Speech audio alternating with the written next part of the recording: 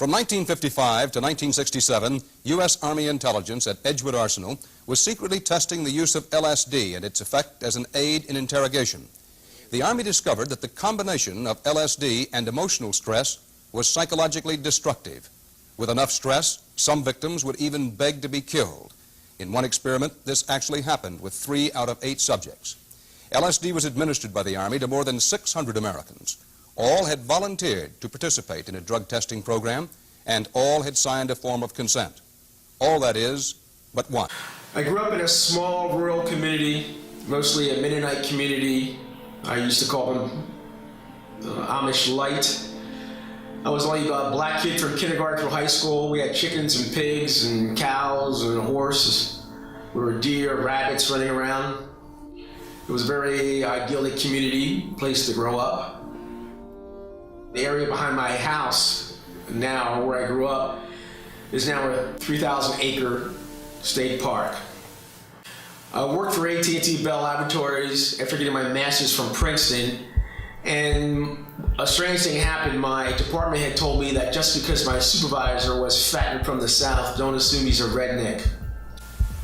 Around that time, they sent me to a seminar designed to sensitize white managers to black employees. At this seminar, the person running the seminar said there was a conspiracy against blacks at AT&T Bell Labs.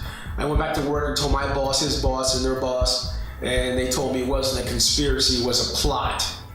Well, my mother passed away and gave me 5 acres in my hometown in '84. And I transferred to a microelectronics plant of AT&T Bell Labs in Reading, Pennsylvania.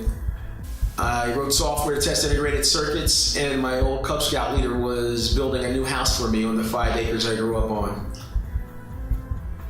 Wasn't long before an Italian supervisor getting promoted out told me a black person was forced on mental disability just before I got there. And I was actually kicked by the person to empty the garbage in our offices and shouldered in the stomach as I went down the stairwell. Pretty good. The person told my supervisor they got me good too. My management refused to do anything about the assaults. They refused to even talk about them. So I went to the police. The police told me the assaults were my fault, which they weren't. And when I continued to complain, LSD was placed in my food at work. I was forced on disability, mental disability. I attended officer candidate school for the Air Force National Guard while on forced mental disability, because I had prearranged to do that to give back to my community in my hometown. And while on officer candidate school training, AT&T told me to come back or they were going to fire me. Well, I eventually came back from officer candidate school. I graduated as a second lieutenant in the Air Force National Guard, and I was fired.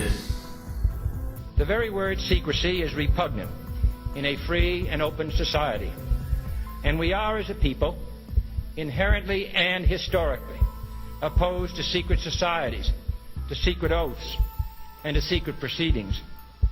For we are opposed around the world by a monolithic and ruthless conspiracy that relies primarily on covert means for expanding its sphere of influence, on infiltration instead of invasion, on subversion instead of elections, on intimidation instead of free choice.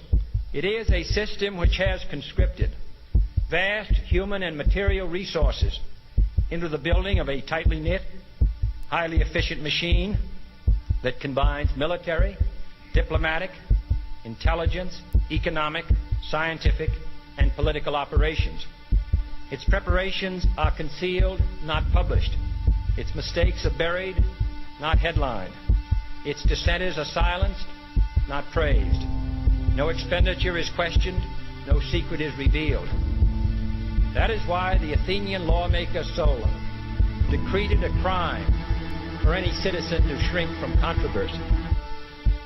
I am asking your help in the tremendous task of informing and alerting the American people, confident that with your help, man will be what he was born to be, free and independent.